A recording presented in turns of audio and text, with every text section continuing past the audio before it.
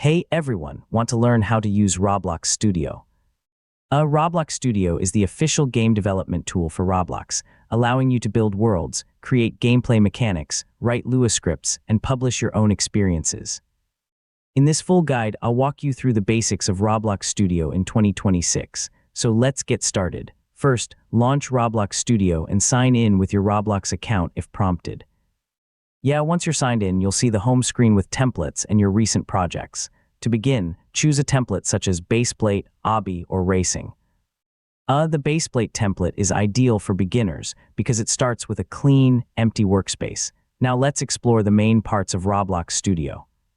The Explorer panel shows every object in your game, the Properties panel lets you edit object settings, and the toolbar gives you quick access to building and testing tools.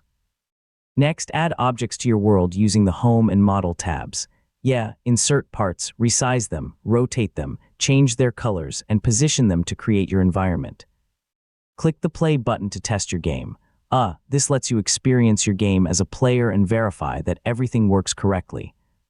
When you're ready, save your work by clicking File, then Save to File for a local backup, or Publish to Roblox to upload your experience online.